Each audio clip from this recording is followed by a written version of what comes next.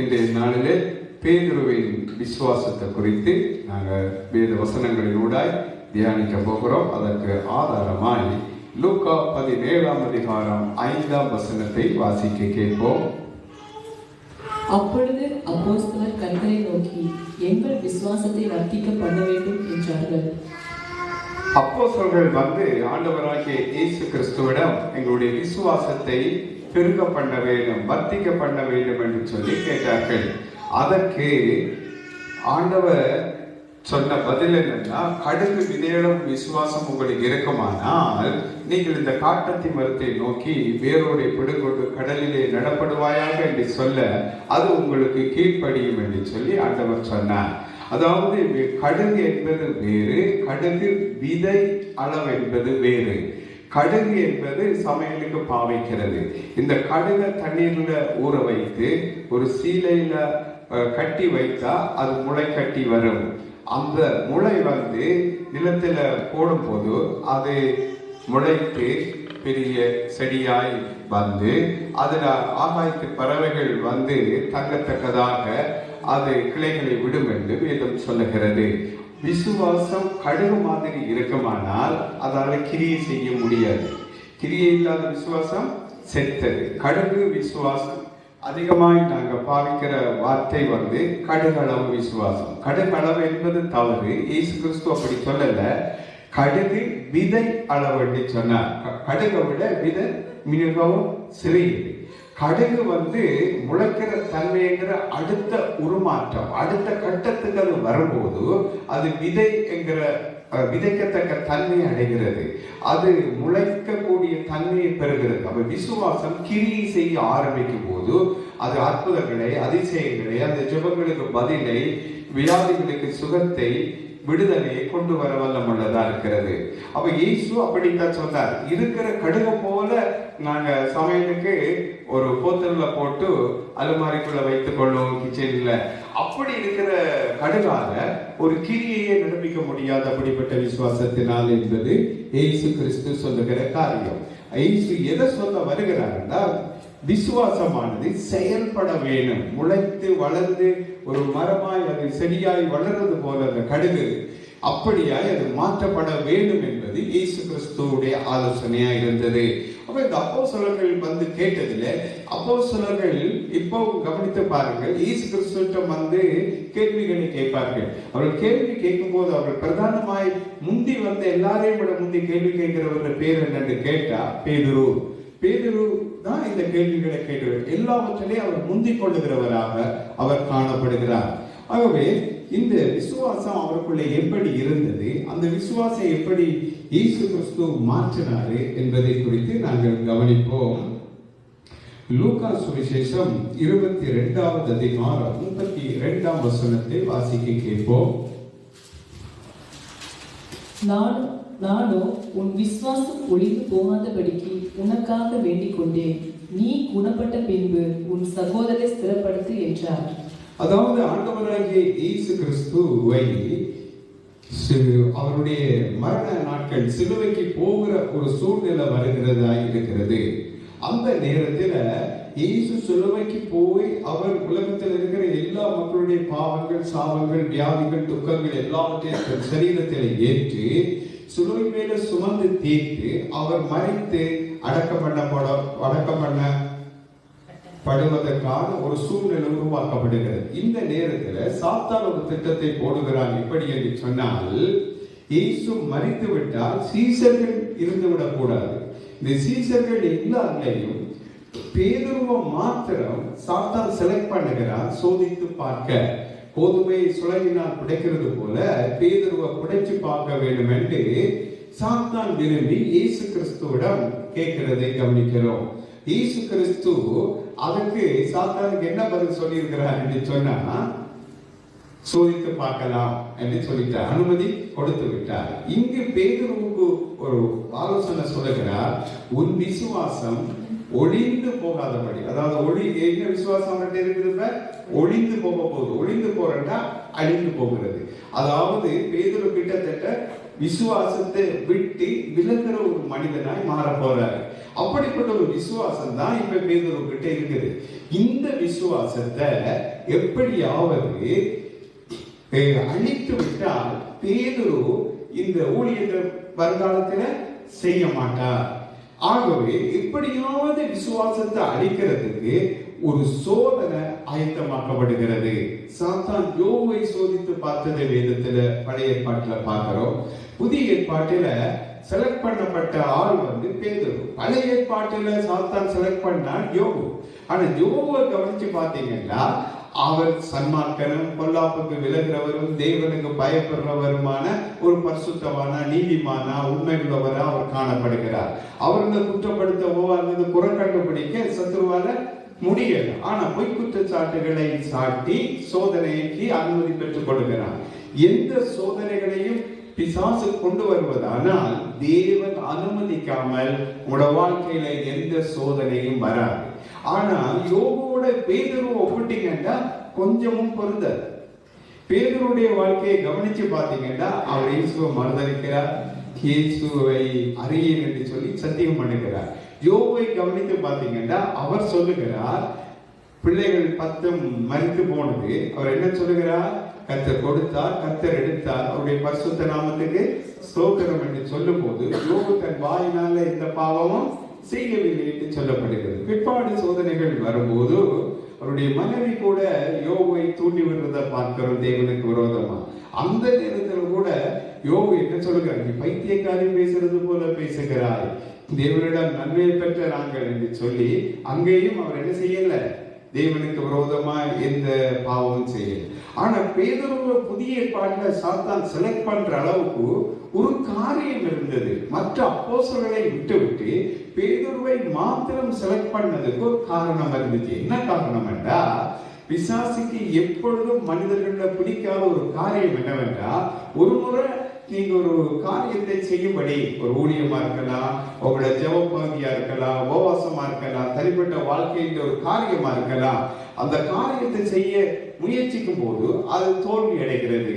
அப்ப ஆண்டவரும் எனக்கு உதவி செய்யல, இந்த ஜெபத்தை ஆண்டவர் கேட்கல, என்னுடைய உபவாசம் அங்கீகரிக்கப்படல, ஏதோ ஒரு பிழை இருக்கிறது என்று சொல்லி நாங்க சோர்ந்து போயிடுவோம். ஆனா அந்த மனிதன் அப்படி சோர்ந்து போக வேண்டும் என்று பிசாசுடைய விருப்பம். ஆனா அந்த மனுஷன் திரும்பவும் ஜெபம் பண்ணி அந்த காரியத்துக்காக உபவாசம் இருந்து அல்லது அந்த ஊழியத்துக்காக திரும்ப ஒரு ட்ரை பண்றத பிசாசுக்கு விருப்பம் கிடையாது. ஒரு தரத்திலே தோற்று போயிட்டா திரும்ப நீ இந்த காரியத்துல முயற்சி செய்யவே கூடாது என்பதுதான் பிசாசுடைய நோக்கமும் திட்டமுமா இருக்கிறது. ஆனா ஆண்டவருடைய விருப்பம் என்னன்னா, நீதிமான் 7 தரம் விழுந்தாலும் மீண்டும் திரும்பவும் எழுந்திருப்பான். 7ஆம் போயிட்டு அந்த காரியத்துல தோற்று போயிட்டீங்களா, அந்த ஊழியத்துல சரிக்கிட்டீங்களா, மீண்டும் ட்ரை பண்ணுங்க, பிழையை சரிப்படுத்திக் கொள்ளுங்க, மீண்டும் உங்களால் எழும்ப முடியும், ரீபில்ட் பண்ண முடியும், மீண்டும் கட்ட முடியும் என்று சொல்லி திரும்ப இந்த பேதுருவை பார்த்தீங்கன்னா எல்லாவற்றிலையும் அவசரப்பட்டு முந்திக் கொள்வார். இருக்கிற எல்லா அப்போஸ்தலர்களையும் ஆக்டிவான ஒரு ஆள் யாருன்னு கேட்டீங்கன்னா பேதுரு தான். என்னன்னா எதற்கும் முந்திக் கொள்வார், பிழையோ சரியோ அவர் தான் முதல் கதைக்க வேண்டும். அப்ப இயேசு கிறிஸ்து உயிர்த்தெழுந்த பிற்பாடு பரிசுத்த ஆவியை சீசர்கள் அப்போஸ்தலர்கள் பெற்ற பிற்பாடு ஜனங்கள் எல்லாம் கூடி நிற்கிறது. அப்போஸ்தலர்கள் எல்லாரும் இருக்கும்போது பேதுரு தான் எழுதி நின்று பிரசங்கம் பண்றார், மற்றவங்க எழும்பவே இல்லை. எல்லாருக்கும் உயிர் ஆபத்தும் பிரச்சனையும் சிறைச்சாலையும் காத்திருக்குது. ஆனா பேதுரு எழுப்பிடுவார். இவரை யாரு பிரசங்கம் பண்ணுங்கன்னு சொன்னது கிடையாது. அந்த அப்போஸ்தலர்கள் ஆவியானவர் அவர்களை உணர்த்தி அவர் எழுப்பினாரா இல்லையான்றது தெரியல. அவங்க டக்குன்னு எழுப்பிடுவார். யாரும் கொடுக்குறாங்களோ கொடுக்கலையோ ஊழியம் அவர் எடுத்துக்கொள்வார். அவர் எழுப்பி டக்குன்னு பிரசங்கத்தை பண்ணிட்டார். பண்ணன உடனே 3000 பேர் 5000 பேர் என்று ஜனங்கள் ரட்சிக்கப்படுறாங்க. மௌனமா இருப்போமானால், இக்காலத்தில் நாங்க மௌனமா இருப்போமானால் யூதருக்கு ரட்சிப்பும் சகாயமும் வேறு ஒரு இடத்துல இருந்து வரும் என்று வேதத்துல வாசிக்கிறோம், மிஸ்டருடைய புத்தகத்துல. அப்போ பேதுரு மௌனமான ஒரு ஆட்கள் இல்ல, அவர் ஆக்டிவான. அப்ப பிசாசுக்கு தெரியுது மற்ற 11 மௌனமா இருந்து விடுவார்கள். யார் என்ன செய்தால் எங்களுக்கு என்ன, வந்துட்டோம் அமைதியா இருந்துட்டோம் என்று சொல்லி இருக்கோம். பேதுரு அப்படி இருக்கல, ஒரு ஆக்டிவானா சாத்தானுக்கு தெரியும் இவரையும் மற்ற 11 பேரை போல அமைதிக்குள்ள கொண்டாம் பேதுருவால பிற்காலத்தில் எனக்கு பிரச்சனை என்று சாத்தான் தீர்மானிக்கிறான். இப்ப பேதுருக்குள்ள இருக்கிற விசுவாசம் ஒழுங்கி போற விசுவாசம். மத்தேயு 16 அதிகாரத்தில் வாசிக்கும் போது வேதம் இப்படியே சொல்லுகிறது, இந்த கல்லை மேல் என் சபையை கட்டுவேன், பாதாளத்தின் வாசல்கள் அதை மேற்கொள்வதில்லை, பரலோக ராஜ்யத்தின் திறவுகோலை நான் உனக்கு தருவேன், நீ பூமியில் எதை கட்டுறாயோ அது பரலோகத்திலும் கட்டப்படும், பூமியில் எதை கட்டவிழ்க்கிறாயோ அது பரலோகத்திலும் கட்டவிழ்க்கப்படும். அப்ப 12 அப்போஸ்தலர்கள் இருந்த போதிலும் இயேசு கிறிஸ்து பரலோக ராஜ்யத்தின் திறவுகோலை கொடுத்தது யாருக்குன்னா பேதுருவுக்கு மாத்திரம்தான். மற்ற சீசர்கள் எங்களுக்கு ஒரு திறப்பு தாங்க, எங்களுக்கு ஒரு கீ தாங்கன்னு கேட்கல. ஏனென்றா அவங்களுக்கு தெரியும் இதுல இன்ட்ரெஸ்ட் குறைஞ்சாக்க இவர் ஒரு ஆள் தான் டக்கண்டே எல்லா வேலையும் செய்யணும்னு தன் மேல தூக்கி போட்டு எல்லாவற்றையும் ஓடக்கூடிய ஒரு மனுஷன், டக்கண்டை கதைக்கக்கூடிய ஒரு ஆள். சுவிசேஷ ஊழியத்துல, சபை கட்டுற ஊழியத்துல மிக முக்கியம் டக்கண்டு கதைக்க வேண்டும், சுவிசேஷத்தை டக்கண்டு சொல்லிடணும், அமைதியா இருந்து விடக்கூடாது சுவிசேஷத்துக்கு. அப்ப பேதுரு என்ன செய்கிறாருன்னா சாத்தான் இப்ப சோதிக்கும்படி அனுமதி கேட்டதனுடைய காரணம் இந்த ஆண்டவருக்கா அதை செய்யணும் இதை செய்யணும்னு ஓட விரும்புற ஆக்களை அமைதியாக்கிறோம். இப்ப ஒரு நடந்து தெரிகிற மனிதனை ஒரு முடமாக்கி விட்டா நடக்க முடியாது. அப்படியாய் பேதுருடைய ஆவிக்குரிய வாழ்க்கையை அழிக்கும்படிக்கு பிசாசை சோதிக்கும்படி ஒரு அனுமதியை கேட்கிறான். அதே போல யோபுட வாழ்க்கையில் அனுமதியை கேட்டது என்னது கேட்டா, பூமியில் இருக்கிற எல்லார வாழ்க்கையிலும் யோபுட வாழ்க்கை ஒன்றுதான் தேவனுக்கு பிரியமானது, அதையும் அழிச்சிட்டா யோபு ஆண்டவரை மறுதளிச்சு விலகிட்டாருன்னா பூமியில இருக்கிற எல்லாரும் சாத்தான கைக்குள்ள ஒரே ஒரு ஆள் மட்டும்தான் யோபு என்கிற ஒரு மனிதன் மாத்திரம் தான் சாத்தானுக்கு பிரச்சனையா இருக்கிறத பார்க்கிறோம். இங்க நீங்க மற்ற பக்கம் பேதுருவை பார்த்தீங்கன்னா யோபுக்கும் பேதுருக்கும் நான் ஏற்கனவே சொன்னது போல சம்பந்தம் இல்லை. ஆனா யோபுவை விட பேதுருவுடைய ஊழியம் பிற்காலத்துல பலமாய் எழும்புகிறது. ஆனா ஆரம்பத்துல யார பிசாச சோதிக்கும்படி செலக்ட் பண்ணி ஆண்டவர்கிட்ட அனுமதி கேட்கிறாரோ ஆண்டவர் அந்த மனிதன்ல கவனமா இருக்கிறார் என்ற அர்த்தம். ஆகவே பேதுருடைய விசுவாசம் ஒளிந்து போகாதபடி இயேசு கிறிஸ்து ஜெபிச்சார். இந்த ஜெபத்தை நிச்சயமா பிதா கேட்டிருப்பாரு. சோதனை கடுமையாக இயேசுவை பிடித்து விட்டார்கள், அரண்மனைக்கு கொண்டு போய் விட்டார்கள். பேதுரு பின்னால போயிட்டாரு. ஏற்கனவே மல்குஸ் என்கிற மனிதனுடைய காதை வெட்டி போட்டார். இப்ப அவர் அங்க போயிட்டார். போன உடனே நீரும் இயேசுவோடு இருந்த ஒரு ஆள் என்று சொல்லி அங்கே வேலைக்காரிகள் இல்லவே இல்லைன்னு மறுதளித்து சத்தியம் பண்ணிட்டார். அப்பொழுது சேவல் கூவுகிறது. இயேசு அவரை பார்த்தார். 3 தரம் சேவல் கூவுறதுக்கு முன்ன மறுதளிப்பா என்று சொன்னபடி அந்த இயேசு கிறிஸ்துடைய வார்த்தை தீர்க்க தரிசனம் இவர்ல நிறைவேறுது. இவர் மனம் கசந்து அழுதார். அவர் செய்துட்டனே ஆண்டவருக்காக உயிரை கொடுப்பேன் என்று முதல் சொன்னாரு. இப்ப ஆண்டவரை தெரியாத என்றும் மறுதளித்து சத்தியம் பண்ணி முடித்து விட்டார். இதுதான் அவருடைய விசுவாசம். அவருடைய விசுவாசம் என்ன ஆயிட்டு? இப்ப இதான் ஆயிட்டு. அப்ப பிசாசு திட்டமிட்டபடி இவருக்கு அந்த சோதனையை கொடுத்து நெருக்கத்தை கொடுத்து இயேசு எல்லாவற்றிலும் எங்களுக்கு உதவி செய்வார் என்று அவர் நம்பி இருந்தார். ஆனா இந்த சூழ்நிலையை நீங்க கவனித்து பார்க்க வேண்டும். இயேசுவையே பிடித்து விட்டார்கள். எங்களுக்கு என்ன எதிர்காலம் அளித்தது என்கிற ஒரு பயம், எங்களையும் பிடித்தால் கொண்டு விடுவார்கள் என்ற ஒரு சூழ்நிலை அவர்களுக்கு இருந்தது. அவர்களும் மனிதர்களாக இருந்தார்கள். ஆகவே இந்த பேதருடைய இந்த இடத்துல விசுவாசத்தை கவனிச்சு பார்த்தீங்கன்னா ஒழித்து போயிடுச்சு. இதுக்கு முதல் அவருடைய விசுவாசத்தை நீங்க எப்படி கவனிக்க வேண்டும் என்று சொன்னா, மத்தேயுல நாங்க 16ல கவனிக்கிறது போல இந்த கன்னி மேல் சபைய கட்டுவே, பரலோக ராஜ்யத்துல கீழ பேதுரு வாங்கி வச்சிருக்கிற அந்த திறப்பால பூமியில கட்டவும் முடியும், அவுக்கவும் முடியும், திறக்கவும் முடியும். அப்ப ஒரு பரலோக ராஜ்யத்தின் பலத்த அதிகாரம் பேதுரு வச்சிருக்கிறார். அப்ப இந்த அதிகாரத்தை வச்சிருக்கிற இந்த மனிதனை சும்மா விட்டுறக்கூடாது.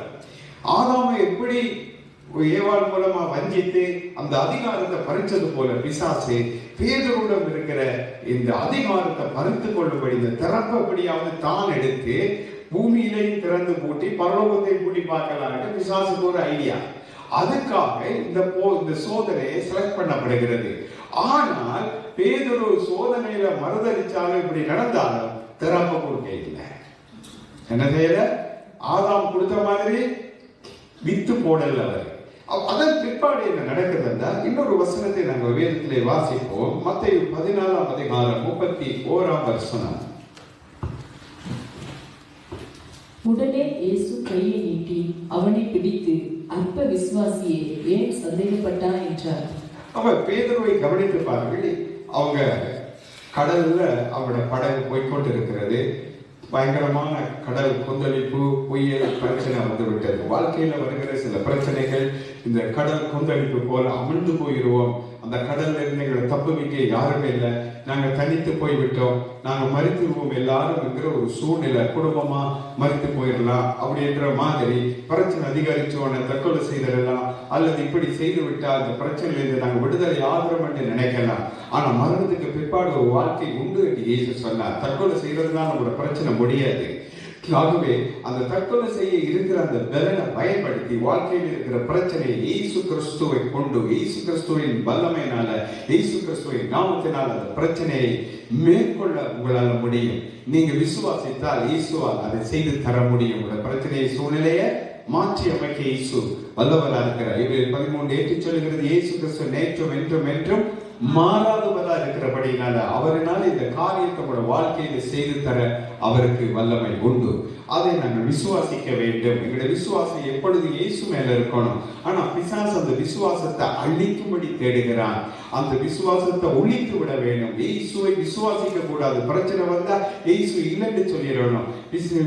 விசுவாசத்தை விட்டு மறுதளித்தவர்களுக்கு ஒப்பாய் நீங்க மாற வேண்டும் என்றுதான் பிசாசு விரும்புகிறான். ஆனா இந்த மத்தேயு 14:31 இயேசு கிறிஸ்து கடலின் மேல் நடந்து வருகிறார். சீஷர்களை எப்படியாவது இந்த அப்போஸ்தலர்களை காப்பாற்றி விட வேண்டும் என்று சாத்தான் கடலை கொந்தளிக்க பண்ணி பிரச்சனையை உண்டாக்கி எப்படியாவது இவங்க அந்த சமுத்திரத்திலே மூழ்க பண்ணி மறிக்க பண்ணி விட்டால் இயேசுவுக்கு பிற்பாடு தனக்கு எதிராய், பிசாசுக்கு எதிராய் கிரியை செய்ய, ஊழியம் செய்ய, பிசாசுகளை துரத்த ஒரு ஊழியக்காரன் இருக்க மாட்டான் என்று பிசாசு நினைக்கிறார். பிசாசு யோவான் 10ஆம் அதிகாரத்தில் சொல்லுகிறபடி திருடவும் கொல்லவும் அழிக்கவும் வருகிறான் என்று வேறு ஒன்றுக்கும் வரான், நன்மை செய்ய வரான், நன்மை செய்கிற வேஷத்தை தரிப்பான். ஆட்டின் வேஷத்தை தரித்து ஓனாயத்தான் வருவான். அவன் ஒருபோது நன்மை செய்வது கிடையாது. ஆகவே பிசாசு இவருடைய வாழ்க்கையை அழிக்க வந்த போது இயேசு கிறிஸ்து காப்பாற்றும்படியாக சமுத்திரத்தின் மேல் நடந்து வருகிறார். அப்பொழுது பேதுரு கேட்கிற ஒரு கேள்வி என்னவென்றால், ஆண்டவரிடம் கேட்கிற ஒரு கேள்வி, ஆண்டவரே நீரே ஆனால் நானும் சமுத்திரத்தின் மேல கடலின் மேல் நடந்து உம்மிடத்துல வரும்படி கட்டளையிடும் என்று ஆண்டவர் சொல்றார். வா என்று சொல்லுகிறார். அவருக்கு ஒரு பதில் வருகிறது. விசுவாசம் என்பது 11:1 சொல்லுகிறபடி நம்பப்படுகிற உறுதியும் காணப்படாதவர்களுடைய நிச்சயமா. நாம் விசுவாசிக்க ஆண்டவரை இதை செய்கிறோம் என்று ஒரு காலம் செய்யக்கூடாது. விசுவாசப்படி நம்பப்படுகிற உறுதியும் காணப்படாதவர்களுடைய நிச்சயமா. நாம் விசுவாசிக்க ஆண்டவரை இதை செய்கிறோம் என்று ஒரு காலம் செய்யக்கூடாது. விசுவாசம் கடலின் மேல் நடக்க ஆரம்பிக்கிறார். அவர் நடந்து போகிறார் கொஞ்சம் தூரம். அப்பொழுது அவர் ஒரு ஹீரோ மாதிரி மாறுகிறார். கூட இருக்கிற சீசர்கள், படகுல இருந்த சீசர்களை பார்த்தா அவர் திரும்பி பார்த்தாலும் தெரியாது. அவர்கிட்ட தான் கேட்க வேணும், என்ன மாதிரி நீங்க படகுக்குள்ளே பயந்து போய் அப்படியே ஒடிச்சு மறைஞ்சு கொண்டு இருக்கிறீங்க, காப்பாத்துங்க ஆண்டவரே என்று என்ன பாருங்க, சமுத்திரத்து மேல நடக்கிற இயேசுவை போல நடக்கிற என்னுடைய விசுவாசம் அப்படி நடக்க பண்ணுகிறது என்ற ஒரு என்ன சொல்றது, ஒரு தன்னை தான் உயர்த்தி ஒரு தன்மை வந்துச்சு தெரியல. உடனே பயந்தார், காற்றை கண்டார், பயந்தார், சந்தேகம் வந்தது. இப்ப என்ன செஞ்சிட்டார், அமிழ்ந்து போறார். நீங்க கவனிச்சு பாருங்க, பேதுரு கடல் தொழில சின்ன வயசுல இருந்து வேலை செய்தார். அவருக்கு நல்லா நீந்த தெரியும். ஏன்னா பிற்பாடு அவர் இயேசு உயிர்த்தெழுந்த பிற்பாடு கடல்ல விழுந்து நீந்துறத பார்க்கிறோம் வேதத்துல. ஆகவே அவருக்கு தெரியும், அமர்ந்து போக அவர் எழுப்பி நீந்தி தன்னை பேலன்ஸ் பண்ணி காப்பாத்தி இருக்கலாம். ஆனா அந்த இடத்துல அவர் அப்படி செய்ய இல்லை. ஏன் செய்யல, பயம் அப்படியாய் மாற்றி விட்டது. அவர் அமர்ந்து போய் கொண்டிருக்கிறார். இன்னும் கொஞ்ச நேரத்தில் உள்ள போயிடுவார். அவர் சாத்தா என்ன நினைக்கிறான் கவனிச்சு பாருங்க. ஒருவேளை பேதுருவை நீ கடல்ல நடந்து போ என்று சொல்லி தூண்டி விட்டாலும் தெரியாது. எப்படியாவது பேதுருவை சாத்தாண்ட குறியா இருக்கிறத பார்க்கிறோம். எப்படியாவது அழிச்சிடணும் இந்த மனுஷனை, பிற்காலத்தில் இருக்க விடவே கூடாது. இருந்தான் பேதுரு என்ன அழிச்சிருவான், இந்த ராஜ்யத்தை உடைச்சிருவான்ன்றதுக்காய் சாத்தான் செலக்ட் பண்றான். சோதனை உங்களால பிசாசுக்கு ஆபத்து வருமென்று நினைச்சாங்கடா உங்களோட சோதிக்கு அனுமதி கேட்பான். உங்களால எந்த பிரச்சனையும் தனக்கு இல்லைண்டா உங்களோட கூட இருப்பான். ஒரு பிரச்சனையும் இல்லைன்னா உங்களோட தான் இருக்கிறது. ஆகவே அல்லது இல்லாமல் இருக்க எப்பொழுதும் சாத்தானுடைய ராஜ்யத்தை அழிக்கும்படிதான் இயேசு வெளிப்பட்டார். வேதம் சொல்லுகிறது யோவானிலே, பிசாசின் கிரியைகளை அழிக்கும்படிக்கு தான் தேவகுமாரன் வெளிப்பட்டார். இயேசு வெளிப்பட்டதுடைய நோக்கம் பிசாசின் கிரியைகளை அழிக்க. அதே போல இயேசு உருவாக்கின அப்போஸ்தலர்கள், ஊழியர்கள் எல்லாரும் யாருக்கு எதிராக செயல்படணும்? பிசாசின் கிரியைகளுக்கு, பிசாசுடைய வல்லமைக்கு எதிராக தான் அவங்க செயல்பட வேண்டும் என்று சொல்லி இயேசு விரும்புகிறார். பிசாசு என்ன விரும்புறான்னா, ஊழியத்தை எப்படி என்ன செய்து கொண்டு போங்க, என்னுடைய ராஜ்யத்துக்கு சேதத்தை உண்டாக்க கூடாது, நான் சபையில சேதத்தை உண்டாக்கிட்டு போகணும், கண்டுக்க கூடாது. சபைக்கு வர்றாங்க, நான் பராமாக்குவேன், சபையில பிரச்சனை உண்டாக்குவேன், நீங்க அதுக்கு எதிராக ஒண்ணுமே ஜெபித்து விடக்கூடாது, எனக்கு எதிராக செயல்படக்கூடாது, அப்படின்னா நான் உங்களுக்கு ஒரு பிரச்சனையை கொண்டு வர மாட்டேன் பிசாசு போய் சொல்லுவான். ஆனா இயேசு என்ன சொல்றாருன்னா, பிசாசுடைய வார்த்தைகளை நம்பாதபடி நீங்க அவனை எதிர்த்து நில்லுங்கள், தேவனுக்கு கீழ்ப்படிந்திருங்கள், பிசாசுக்கு எதிர்த்து நில்லுங்கள், விசுவாசத்தில் உறுதியாயிருந்த அவனை எதிர்த்து நில்லுங்கள். சொல்லுகிறவர் யார் என்று கேட்டீங்கன்னா, இந்த வசனத்தை அப்போஸ்தலர் பேதுரு தான் சொல்றார். அவர் எதிர்த்து நின்றாரான்னு நீங்க கேட்க கூடாது, அவர் நினைச்சிட்டார். இப்ப அவருக்கு தெரிந்த புத்தி வந்தது. இப்ப அவர் சொல்ற பதில் என்னன்னா, கெச்சிக்கிற சிங்கம் போல பிசாசேவனை விழுங்கலாமோன்னு சுற்றி வகை தேடி தெரிகிறான். உடைய சகோதரர்களிடத்தில் நிறைவேறி இருக்குது. ஆனா உறுதியா விசுவாசத்திலிருந்து அவனை எதிர்த்து நில்லுங்க, பிசாசுக்கு எதிர்த்து நில்லுங்க, அப்பொழுது அவங்களை விட்டு ஓடி போவான். உலகதானே, தேவனுக்கு கீழ்ப்படிந்திருங்க. யாக்கோபு கூட அப்படி பேசுகிறத பார்க்கிறோம். ஒவ்வொரு ஊழியர்களும் எழுதும் போது ஒரு விதமான ஆலோசனைகளை கொடுக்கிறார்கள். இப்பொழுது கவனியுங்கள், பேதுருடைய விசுவாசத்தை குறித்து ஆண்டவர் என்ன சொல்றாருன்னா, அற்ப விசுவாசம். என்ன விசுவாசம்? அற்ப விசுவாசம் என்றா ஒரு சொட்டு, அதாவது ஜெர்மன் மொழிபெயர்ப்பில் எழுதப்படுது தள்ளாடுகிற விசுவாசம். அதாவது இந்த விசுவாசத்தினால கடல்ல நடக்க முடியாது, தொடர்ந்து கொஞ்சம் நடப்பீங்க, கொஞ்சம் விசுவாசத்துல ஜெபிப்பீங்க, கொஞ்சம் விசுவாசத்துல பிரச்சனையை மேற்கொள்வீங்க, திரும்ப அந்த பிரச்சனையில் விழுந்து போயிருவீங்க. ஆனா இந்த அற்ப விசுவாசம், அந்த கானானிய ஸ்திரீ இயேசு கிறிஸ்துவிடம் வர்றா. வந்த உடனே ஆண்டவர் சோதிக்கும்படி பிள்ளைகளின் அப்பத்தை எடுத்து நாய்க்குட்டிக்கு போடுறீங்கன்னு சொல்றாரு. நாய்க்குட்டி என்ற ஆண்டவர் யாரு சொல்றாருன்னு பாத்தீங்கன்னா, அந்த ஸ்திரீனுடைய மகளை. அவன் நாய்க்குட்டி என்ற அம்மா தெரியாது. அப்ப ஆண்டவர் இப்படி சொன்னோடனே எல்லாருக்கும் முன்பு அவங்க எப்படி வருது, ஒரு வெக்கம், ஒரு அவமானம், ஒரு ஆனாதம். வேதம் சொல்லுகிறது, அவ வெக்கப்படவும் இல்லையா. யார் சொன்னது? என் ஆண்டவர். எங்களுக்கு ஒரு மனுஷன் சொல்லிட்டு அவ்வளவுதான், அவர் ஒன்று இருப்பாரா இல்லையா, கண்டில் ஒன்று பண்ணுவோம் என்று சொல்லி நாங்கள் வைராக்கியத்தில் எழுப்புவோம். அப்பதான் வைராக்கியம் வரும், ஆண்டவருக்காக வராது ஒருபோதும். அதே சூழ்நிலையில் அந்த ஸ்திரியை குறித்து வேதம் சொல்லுகிறது, அவள் ஆண்டவரை ஆராதித்தாள். முழங்காலில் இருந்து ஆண்டவரை ஆராதித்த போது ஆண்டவர், ஸ்திரியே உன் விசுவாசம் பெரிது, நீ விரும்புகிறபடி உனக்கு ஆக கடவுது. என்ன கேட்டாலும் விரும்புகிறபடி ஆக கடவுள். பெரிய விசுவாசம் எங்களுக்குள்ள இருக்கும் என்றால் நாங்க விரும்புகிறபடி அந்த காரியம் நடக்கும், ஆகும். விசுவாசிக்கிறவனுக்கு எல்லாம் கூடும். ஆனா பேதுருவுடைய விசுவாசத்தை இங்க கவனிச்சீங்கன்னா, ஒன்று ஒளிந்து போகிறதும், இன்னொன்று பாத்தீங்கன்னா அற்ப விசுவாசம், கொஞ்சம் விசுவாசம். ஆனா இவருக்கு பேர் என்று கேட்டீங்கன்னா அப்போஸ்தலர். ஆனா அவருடைய சூழ்நிலையை கவனிச்சு பாத்தீங்கன்னா, ஒரு விசுவாசி என்று ஒரு ஆளை சொல்றாங்க சபையில, விசுவாசி இயேசுவை விசுவாசிக்கிறபடினால அவங்களுக்கு என்ன பேர்? விசுவாசி என்று பேர். அப்படி விசுவாசிக்கிறார்களுக்கு விசுவாசி பேர். அவங்களுக்குள்ள ஒரு விசுவாசம் இருக்கிறது, இயேசு கிறிஸ்து மேல ஒரு விசுவாசம் இருக்கிறது.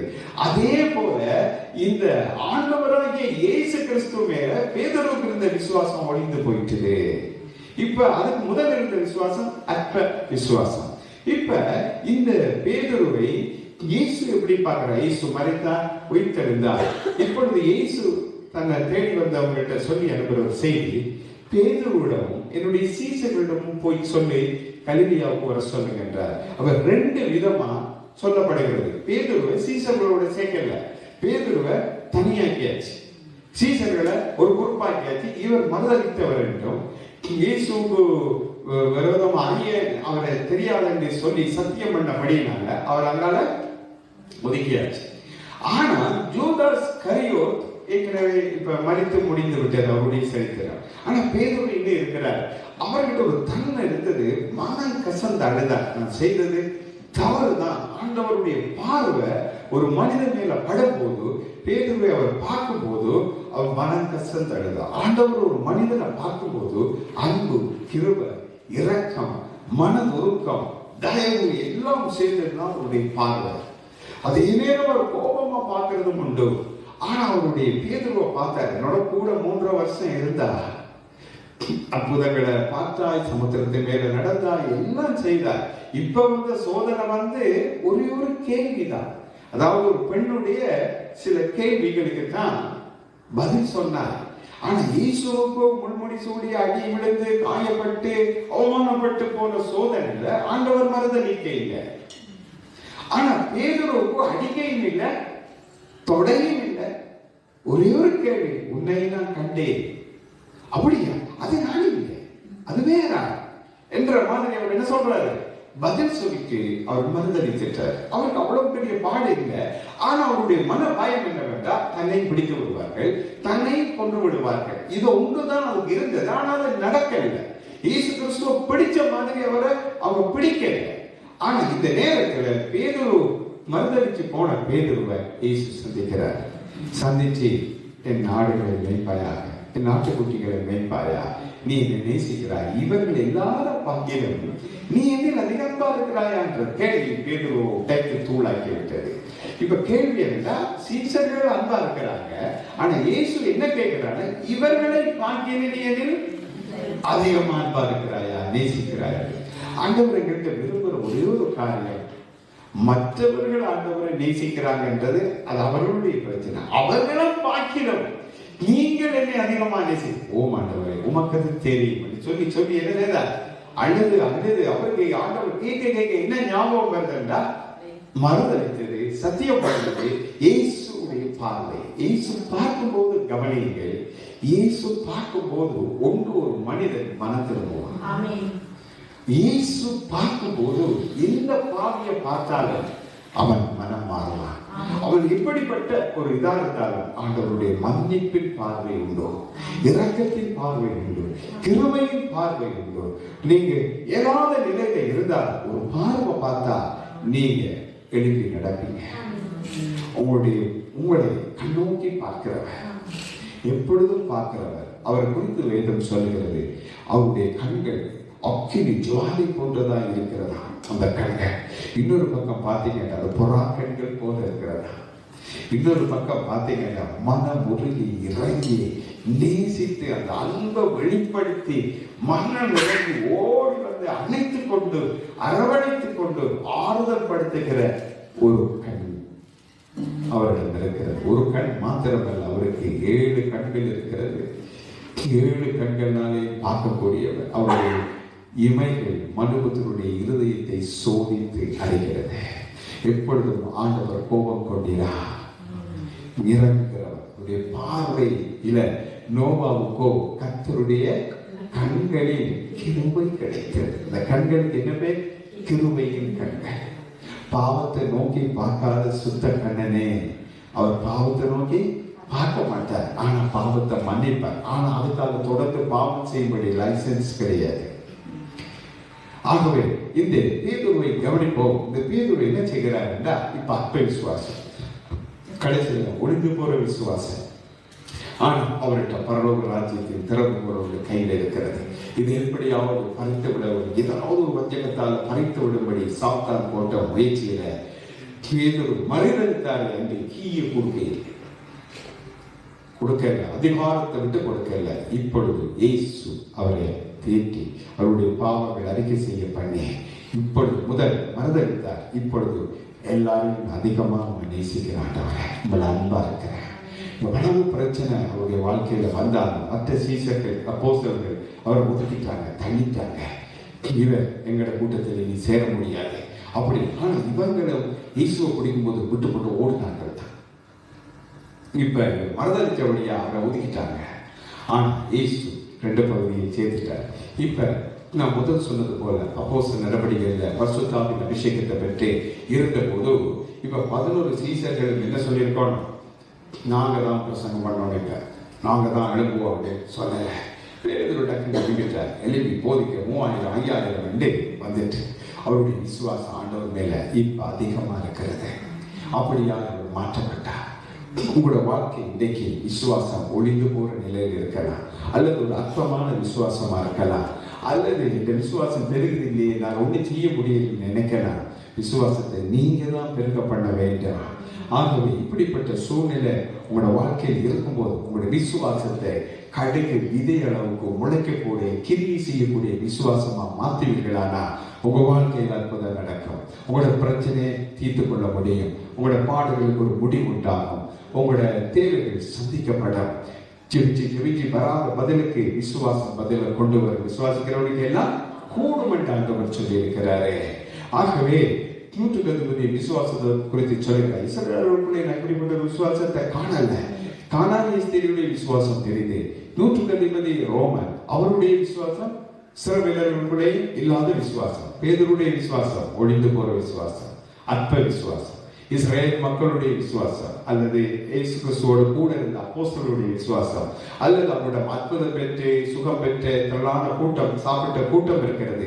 அந்த கூட்டம் எல்லாம் இயேசு சிலுவையில் அறையப்பட்ட போது இவர் எங்களை மீட்டு ரட்சிப்பார் என்று நம்பணும். இவருக்கே இந்த நிலை என்று சொல்லி எல்லாரும் அவரை விட்டு ஓடினாங்க. ஒரு பெரும்பாடுள்ள ஸ்திரியை குறித்து வேதம் சொல்லுகிறது. ஓடி வந்து அவ்வளவு பேருக்குள்ள அந்த வஸ்திர தொங்கலை தொட்டு சுகமானா.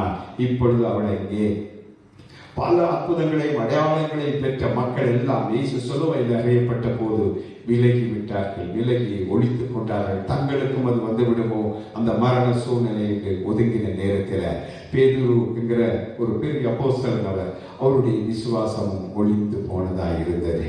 இப்பொழுது ஒரு வசனத்தை வாசிக்க கேட்போம். அப்போஸ்தலர் 5ஆம் அதிகாரம் 14, 15 ஆகிய இரு வசனங்களையும் வாசிப்போம். திரளான புருஷர்களும் ஸ்திரீகளும் விசுவாசம் உள்ளவர்களாகி கர்த்தரிடமாக அதிகமாய் சேர்க்கப்பட்டார்கள். பிணியாளிகளை படுக்கைகளின் மேலும் கட்டில்களின் மேலும் கிடத்தி பேதுரு நடந்து போகையில் அவருடைய நிழலாகிலும் அவர்களில் சிலர் மேல் படும்படிக்கு அவர்களை வெளியே வீதியில் கொண்டு வந்து வைத்தார்கள். இப்ப கவனித்து பாருங்க. ஒளிந்து போற விசுவாசம் இருந்துச்சு, அற்பமான விசுவாசம் அவர்கிட்ட இருந்துச்சு. ஒரு பிரயோஜனம் இல்லாத ஒரு மனிதனாய் இருந்தார். இயேசுவை மறுதலித்தார். இப்படிப்பட்ட ஒரு மனிதனை கூட இயேசு தள்ளிவிடவில்லை. இன்றைய நாள்ல எவ்வளவு பேர் தள்ளப்பட்டு போகிறார்கள். சபைகளிலேயோ ஊழியர்களிலேயோ குடும்பங்களிலேயோ கவனித்து பாருங்க. இப்படிப்பட்ட ஒரு மனிதனை யாருமே சேர்த்துக் கொள்ள மாட்டாங்க. அவர் வாழெடுத்து அந்த ஆசாரியனுடைய வேலைக்காரனை, பிரதான ஆசாரியனுடைய வேலைக்காரன் மல்குஸ் என்றவருடைய காதை வெட்டி போட்டார். இயேசு அந்த காதை ஒட்டி அவனை சுகமாக்குறத பார்க்கிறோம். ஆனா பேதுருவை இப்படிப்பட்ட ஒரு மனுஷனை எங்களுடைய சபையில வச்சிருக்கிறத போய் கோபம் வந்ததை எடுப்பார், வாட வெட்டி போட்டு போயிடுவாரு. அவர் தான் நின்று பிரசங்கம் பண்ணுகிறார். நாங்க மனிதன் முகத்தை பார்க்கிறோம், அவருடைய காரியங்களை பார்க்கிறோம். இயேசு அவருடைய இருதயத்தை பார்க்கிறார். அந்த இருதயங்களை சோதித்து பார்த்து இந்த மனிதனுடைய கோபத்தை அவனை விட்டு அகற்றி, அதற்கு பிற்பாடு அவர் யாருக்கும் அடிக்க இல்லை, வெட்ட இல்லை, வாழ அவர்கிட்ட இருந்தது ஒரே ஒரு வாழ். வேதாகமம் என்கிற பைபிள் என்கிற ஒரே இருபக்கமும் கருப்புள்ள ஒரு பட்டயத்தை அவர் வைத்திருந்தார். இதற்காக அவர் வாழ்ந்தார், இயேசுவுக்காய் வாழ்ந்தார். இப்பொழுது அவருடைய நாட்கள் மாறுகிறது. நீ அன்றைக்கு விட்டு நீ தானே வாழெடுத்து யாரும் கேட்கல, கூட இருந்த அப்போஸ்தலர்களும் கேட்கல, இஸ்ரேல் ஜனங்களும் கேட்கல, அவருக்கு பின்னால் இருந்த ஜனங்களும் கேட்கல. அவர் நடந்து போனார். அவருடைய நிழற்பட்டு வியாதியர்கள் சுகமாக வேண்டும் என்கிற ஒரு அனுமதி கேட்கப்படுற மாதிரி இருக்கிறது. அப்ப எல்லா வியாதியர்களும் மேல பேதுரு கைகளை வைத்து ஜெபிக்கக்கூடிய ஒரு சூழ்நிலை இல்லை. ஆனா அவர் இப்படி நடந்து போறோம்னா எல்லாரும் ரோட்ல அல்லது ஒரு இடத்துல கொண்டு வந்து வியாதியர்கள் லைனா அடுக்கி வைப்பாங்க. இருங்க, முழங்கால் இருங்காலது படுத்து வேளாதாக்களை அப்படி படுத்து இருக்க வச்சிருப்பாங்க. அவர் நடந்து போக யார் மேல எல்லாம் நடந்து படுகிறதோ அவங்க எல்லாம் சுகமானாங்க. ஆனா இதே பேதுரு தான் இயேசுவை மறுதலித்தார். இதே பேதுரு தான் அவருடைய விசுவாசத்தை சாத்தான் ஒழிக்க முயற்சித்தான். இதே பேதுருடைய விசுவாசம் அற்ப விசுவாசமா இருந்தது. இயேசு பேதுருவை கடிந்து கொள்ற மாதிரி சொல்ற அற்ப விசுவாசியை ஏன் சந்தேகப்பட்டார். இவர் ஹீரோ மாதிரி கடலுக்கு மேல நடந்து சீசர்களை திரும்பி பார்த்தாரு வச்சுக்கொள்ளுங்க மற்ற அப்போஸ்தலர்கள். இப்ப அவங்க என்ன நினைச்சுக்கணும், இவருக்கு இதுவும் வேணும் இன்னமும். இயேசுவை என்ன செஞ்சு விட்டார், கிழித்து விட்டார். அவரை பேசி விட்டார், திட்டி விட்டார். அவங்களுக்கு இப்பதான் சமாதானம் உண்டாகிறது, தேவ சமாதானம் படகுல இருந்தவர்களுக்கு. ஆனா பேதுரு வெட்கப்பட்டு போனார்தான், அவமானப்பட்டு போனார்தான். இயேசு பப்ளிக்காத்தான் சொன்னாரு. சில நேரம் தனிப்பட்ட ரீதியா அவரால் ஒரு காரியத்தை சொல்றது வேற. பப்ளிக்காக சொல்லும் போது அவங்க வெட்கப்பட்டுருவாங்க, சேர்த்துக்கு வர மாட்டாங்க. இயேசு அப்படி இல்லை. பாவம் செய்தால் எல்லாருக்கும் முன்பாய் கடிந்து கொள்ள விதத்திலே சொல்லப்படுறத பார்க்கிறோம்.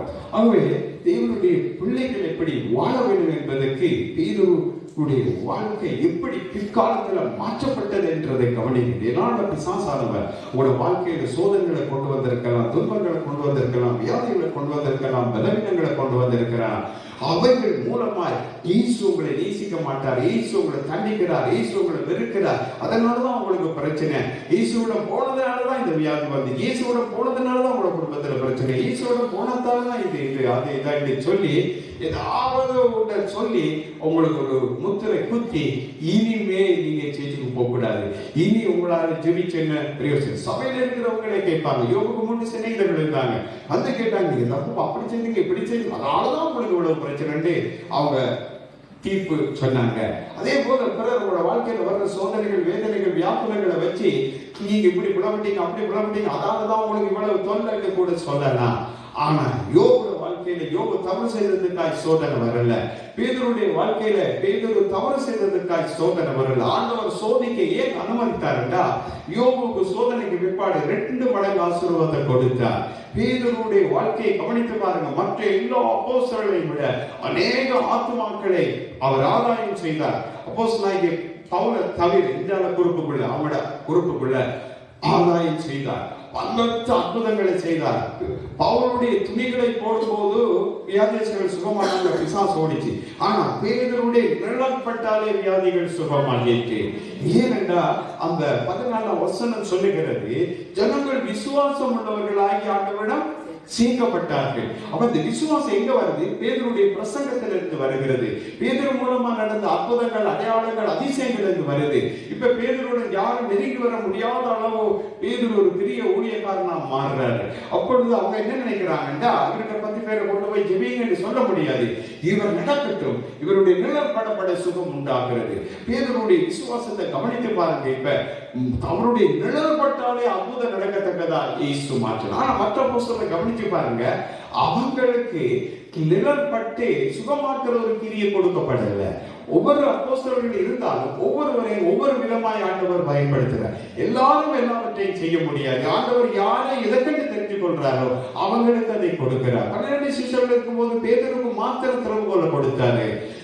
மற்ற அப்போஸ்தலர்கள் இருக்கும்போது பேதுருக்கு மாத்திரம் நிழற்படும் போது சுகமாகத்தக்கதாய் ஒரு அற்புதம் செய்கிற வல்லமையை கொடுத்தாரு. அவன் இப்படிப்பட்ட ஒரு விழுந்து போன நிலையில் இருந்த பேதுருவை ஆண்டவருடைய உயர்ந்த நிலைக்கு மாற்ற இயேசு கிறிஸ்து வல்லவரா இருக்கிறார். இந்த நாளோட வாழ்க்கை விழுந்து போனதா இருக்குமானா, உங்களுடைய விசுவாசம் தளர்ந்து போனதா இருக்குமானா, இனி எனக்கு ஒரு நன்மையும் வராது என்ற நிலையில நீங்க காணப்பட்டாலும் ஆண்டவருடைய நாளோட விசுவாசத்தை என்ன செய்வாரு? பார்த்து இந்த நேரத்தில் உங்களுடைய விசுவாசத்தை பலப்படுத்திக் கொடுங்க. இன்னுமா இந்த கடுக போல பயன்பட முடியாமல் இருக்கிற விசுவாசத்தை கிரியையுள்ள விசுவாசமாய், கடுகு விதை அளவு முளைக்கக்கூடிய விசுவாசமாய் மாற்றி அது ஒரு மரமாய் அல்லது செடியாய் வளர்ந்து அநேக ஆயிரத்து பறவைகள் வந்து அதில் அடையத்தக்கதாய் பரலோக ராஜ்யத்திற்கு ஆத்மாக்களை சம்பாதிக்கத்தக்கதாய் பேதுரு முதல் கடுகு போல இருந்த விசுவாசத்தை விதையாய் மாற்றினாரு, விதை அளவானதா மாற்றினாரு. அந்த விசுவாசத்தை கொண்டு வியாதிசரல தன்னுடைய நிழற்பட இயேசு சுகமாக்கும்படி அவர் மாற்றினார். ஏன் இவைகள் சம்பவிக்கிறது என்றால், பிசாசு சபைகள் இருக்கிற மக்களை சபைக்கு போகாம அவங்களுடைய விசுவாசத்தை தளர பண்ணி, சோர்ந்து போக பண்ணி, அவங்களை விழ பண்ணி தள்ளி விடுகிற பிசாசா இருக்கிறார். இனிமேல் பார், பேதுரு இப்படி இருந்தார், விழுந்து போயிட்டாரு, இனி எழுப்பவே மாட்டார் என்று பிரச்சாரம் பண்ணலாம். ஆனா இயேசு பேதுருவை மீண்டும் தூக்கி நிறுத்துறது போல, அப்போஸ்தலர் பேதுரு எழுப்பி பிரகாசித்தது போல உங்களோட வாழ்க்கையை இன்றைக்கு ஆண்டவர் விசுவாசத்தை தட்டி எழுப்பி அந்த தூசியை தட்டி எழுப்புறது போல, சியோன் குமாரத்தியே ஒரு தூசியை தட்டி விட்டு எழுந்திரு, அலங்கார வஸ்திரங்களை உடுத்திக்கொள், இனி அந்நியன் ஒரு பக்கம் வருவதில்லை, பொல்லாதவர்கள் வருவதில்லை, உன் விசுவாசத்தை அழிக்க யாரும் வருவதில்லை, சாத்தானுடைய சோதனைகள் முடிந்தது, நீ எழுப்பி பலம் கொண்டு தைரியமாய் ஆண்டவருக்குள்ளே விசுவாசத்தை பலப்படுத்தி தேவனுடைய நாமத்துக்காய் அற்புதங்களையும் அடையாளங்களையும் செய்வீர்களாக. அப்படியாய் தேவன் உங்களை மாற்ற வல்லவராக இருக்கிறார். உங்களுக்காக நான் ஜெபிக்க விரும்புகிறேன். பிதாவே, உம்முடைய குமாரன் இயேசுவின் வல்லமுள்ள நாமத்திலே ஜெபிக்கிறேன்.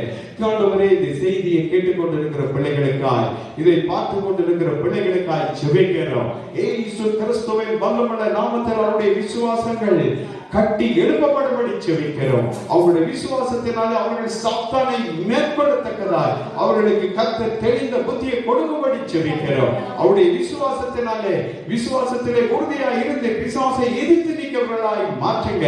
தேவனுக்கு கீழ்ப்படிந்து இருக்கவோ பிசாசை எதிர்த்து நிற்கும் போது அவர்கள் பிசாசை துரத்துறவர்களாய் மாறுபடி செய்யப்பா. என் நாமத்தினாலே அவர்கள் பிசாசுகளை துரத்துவார்கள் என்று சொன்னீரேன். அப்படியான இந்த பிள்ளைகளுடைய வாழ்க்கையை இவ்வளவு காலம் சீரழித்து பழுதாக்கி துன்பப்படுத்தி அவர்களை விழுந்து போன கிறிஸ்தவர்களாய் ஆவிக்குரிய வாழ்க்கையை வீழ்த்தின இந்த பொல்லாத ஆவிகள், சோதிக்கிற ஆவிகள் விலகி ஓடும்படி கட்டளை கொடுக்கிறோம்.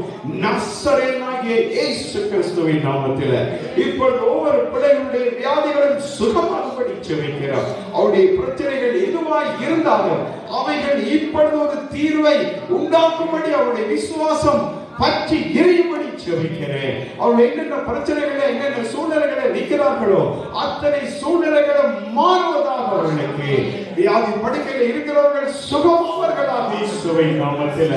வாழ்க்கையில கண்ணீரோடும் கவலைகளோடும் வேதனையோடும் வியாகுலங்களோடும் இருக்கிற ஒவ்வொரு மனிதனுடைய வாழ்க்கையும் இயேசு மாற்றுவாராக. இயேசுவின் நாமத்தினாலே கட்டளை கொடுக்கிறோம். பார்க்கிற ஒவ்வொரு பிள்ளைகளுடைய வாழ்க்கையிலும் இயேசு அற்புதங்களை செய்வீராக. அவருடைய தேவைகளை சந்திப்பீராக. அவருடைய வாழ்க்கையில தடைப்பட்டிருக்கிற காரியங்கள் இப்பொழுது தடைகள் இயேசுவின் நாமத்தினால மேகா 2:13 படி தடைகளை நீக்கி போடுகிறவர் அவர்களுக்கு முன் சென்று தடைகளை நீக்கி அவர்கள் வாசல்களால் உட்பிரவேசிக்கத்தக்கதாய் செய்யும்படி ஜெபிக்கிறேன்.